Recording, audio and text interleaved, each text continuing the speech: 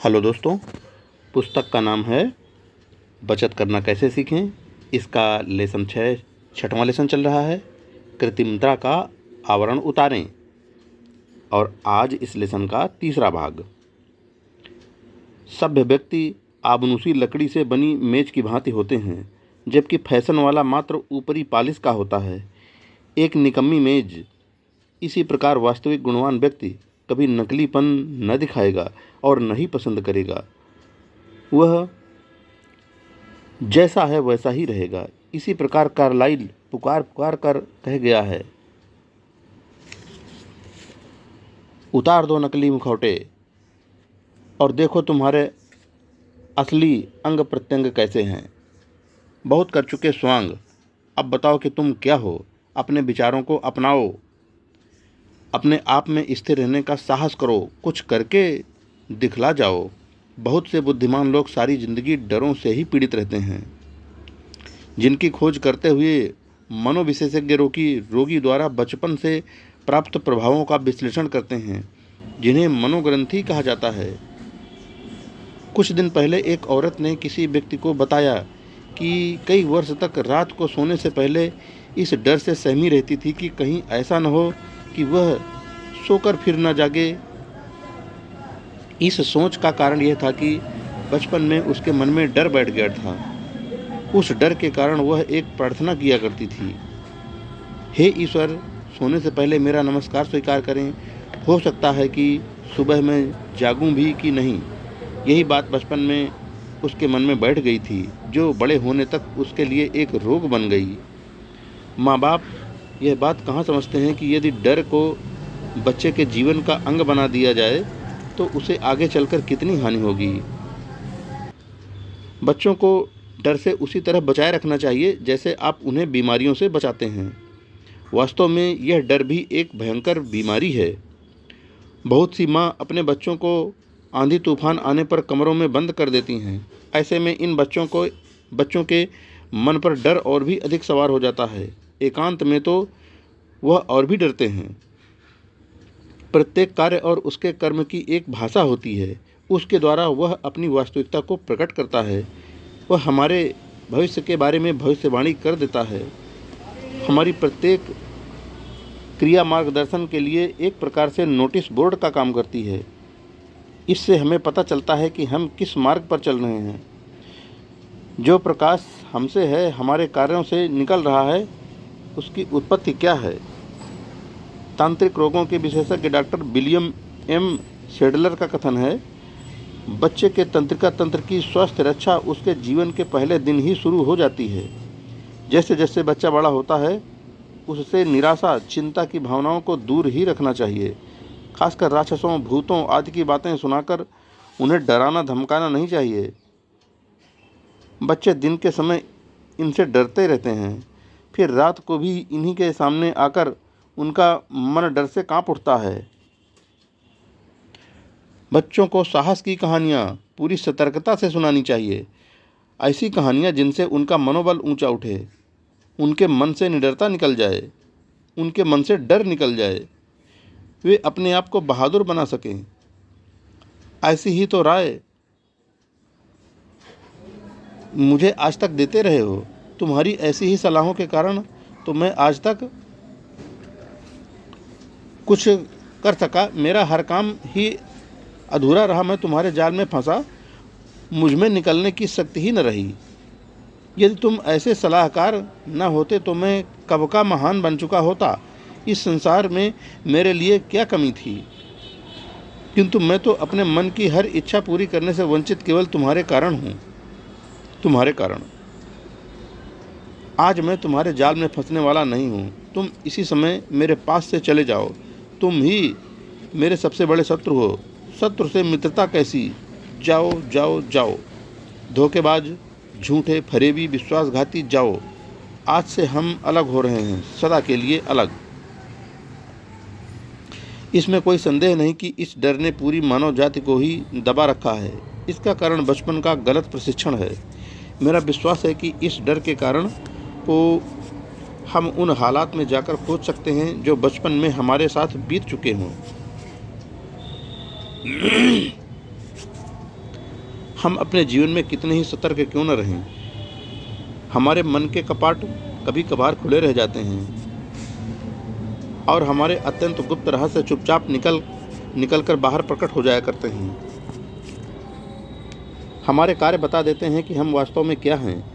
जीवन के बड़े बड़े संघर्ष मन में ही चलते हैं। इस संसार को पता चल जाता है कि हम कब हारे कब जीते। हमारी भाव भंगिमाएँ, हमारी चाल ढाल से ही पराजय और विजय का पता चल जाता है।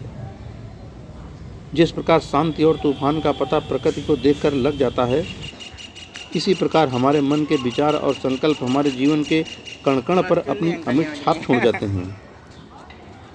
यह एक तथ्य है कि मनुष्य की स्थिति से ही उसके भरपूर अतीत, वर्तमान और भविष्य का ज्ञान हो जाता है। जैसे सूर्य की किरणों से पता चल जाता है, सूर्य की रचना और उसकी गति का ज्ञान हो जाता है। इसी तरह मनुष्य को एक ही सच्चे विचार से अथवा उसके किए गए कार्य से उस मनुष्य की विशेषता का ज्ञान हो जाता है। इसके बावजूद यह कितने दुख का विषय है कि हम केवल बाहरी तड़क भड़क का आदर करते हैं और इस प्रकार स्वयं को भी धोखे में रखे हैं। जैसे आप चाहते हैं कि दूसरे बने, वैसे स्वयं बनकर दिखलाएं। इस बात का ध्यान रखें कि आपका व्यवहार आपको बनाए, न कि आपके शब्द। आपको बाहरी दुनिया की तड़क भड़क से अपना संबंध नहीं रखना चाहिए। वैसे यह दुनिया आजकल उन्हीं की है जो कि दिखावा करते हैं। उनमें बनावटीपन ज़्यादा होता है। एक बहुत बड़ा वैद्य था, उसका बड़ा नाम था। कठिन से कठिन रोगों का वह उपचार कर दिया करता था। उसके बारे में कहा जाता था कि वह साक्षात धन्वंतरी का अवतार है। पूरा उपनगर उसको बहुत सम्मान देता था और अपने यहाँ होने वाले उत्सवों पर सब उसको विशेष रूप से आमंत्रित भी करते थे। एक बार राजा की ओर से उसको निमंत्रण मिला। अचानक वैद्य के मन में विचार बदल गए। वह निहायत मैले कुचैले कपड़े पहनकर अपना बड़ा गंदा वेश बनाकर चल पड़ा। राजमहल के प्रवेश द्वार पर प्रहरियों ने रोक लिया और बोले, कौन हो तुम? मैं वैद्यराज हूँ। पागल है कोई, भगाओ इसको। मेरा विश्वास कीजिए, मैं वैद्यराज हूँ। वैद्य जी ने बार बार कहा। इसके बावजूद उसकी एक न सुनी गई। उसे भगा दिया गया। वैद्यराज जब कपड़े बदलकर ठाट बाट से पहुँचे तो प्रवेश मिल गया, पर भोज के समय वैद्यराज ने अपना कोट उतारकर उसको खाना खिलाना शुरू कर दिया। मेरे प्यारे कोट, तेरी वजह से आने दिया है। तेरा बड़ा शुक्रगुजार हूँ। बोल और क्या खाएगा? वैद्यराज की इस हरकत पर सब हैरान हो गए। सबको बड़ा आश्चर्य हुआ। जब वैद्यराज ने असलियत बताई तो सब चुप रह गए। अपने लिबास के कारण वह भीतर आ सका था, इस कारण वह लिबास को खाना खिला रहा था। कपड़ों की इज्जत थी, आदमी की नहीं। वैद्यराज का यह काम आपको पागलपन लग सकता है, पर सच्चाई है कि हम व्यक्ति पर नहीं वरन उसकी तड़क भड़क पर जाते हैं। इससे बच्चे का दिल अनजाने और व्यर्थ के डर का शिकार होकर कमज़ोर हो जाता है। यह कमज़ोरी बड़े होने के साथ साथ उसके मन में घर कर लेती है। इस संसार में जिधर भी देखेंगे कि माँ बाप अपने बच्चे को डरा कर उन्हें सुधारने के प्रयत्न करते हैं। उनसे काम लेने के लिए उनके मन में तरह तरह के भय बैठाए जाते हैं, जैसे कि हवा आ गया, भूत आया, यदि तुम यह काम नहीं करोगे तो तुम्हें पुलिस पकड़ कर ले जाएगी। बच्चों का दिल बहुत कोमल होता है। भय की इन भावनाओं को वह बहुत जल्दी ग्रहण कर लेते हैं।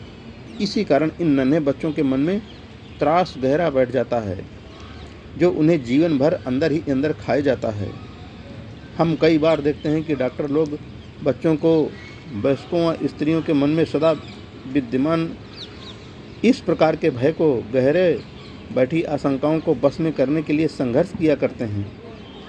यह आशंकाएं और डर उनके मन तथा तंत्रिकाओं का एक भाग ही बन गए होते हैं। मनोरोग चिकित्सक द्वारा इन आशंकाओं और डरों के मूल रोगी को बाल्यावस्था में ही तलाश किया जा सकता है।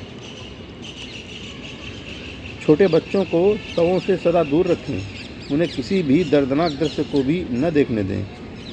बच्चों का मन इतना कोमल होता है कि चीज़ें एकदम से उस पर अपनी छाप छोड़ देती हैं। इनकी यादें उनकी आत्मा को झंझोड़ती रहती हैं और अपने आने वाले वर्षों में उन्हें यातना देती हैं। बच्चों को पालते समय से ही उसे निर्भय बनाने का प्रयत्न करना चाहिए। बच्चों को पता लगना चाहिए कि निडरता क्या है। उनकी ताकत को कम न समझें। उसे यह भी मत कहें कि वह कुछ कहने योग्य नहीं है। उसे अपने ऊपर भरोसा करने और आत्मविश्वास की शिक्षा दी जानी चाहिए। बच्चों को सदा यही कहो कि तुम विजय के लिए पैदा हुए हो। बच्चा जब भी सोने के लिए जाए तो उसके मन पर केवल प्रेम का ही प्रभाव छोड़ना चाहिए। किसी भी बच्चे को सोते समय डांट डपट कर, मार पीट कर नहीं सुलाना चाहिए। अक्सर देखा गया है कि जिन बच्चों को रात के समय दंड दिया जाता है वे बड़े भयंकर सपने देखते हैं, नींद में बुरी तरह बड़बड़ाते हैं। इसका कारण यही होता है कि उनकी आत्मा डर का शिकार हो जाती है। सदा सतर्क रहना चाहिए। जैसे ही बच्चे के दिल में कोई डर पैदा हो उसी समय उसे किसी ढंग से बाहर निकाल दिया जाना चाहिए। उसे हर समय यही समझाएं कि इस संसार में डर नाम की कोई चीज़ नहीं है। जो बच्चे डरते हैं वे कायर और बुज़दिल होते हैं। जो किसी चीज़ से नहीं डरते वे बच्चे बहादुर होते हैं। मानव जाति का सबसे बड़ा शत्रु डर है। धर्म के नाम पर ईश्वर का भय देना स्वार्थी लोगों का काम है। यदि वे पिता और माता हैं तो उनसे डरने का काम क्या? बच्चों को ईश्वर के डर की शिक्षा देने का अर्थ है उन्हें ईश्वर से दूर रखना। हाँ, ईश्वर के दयालु मेहरबान संसार को सुख देने वाला दाता मानवता के रक्षक होने की शिक्षा दीजिए। इससे बच्चों में ईश्वरीय प्यार पैदा होगा। दोस्तों, इस छठे लेसन का आज तीसरा भाग यहीं पर पूरा होता है। जय हिंद फ्रेंड्स।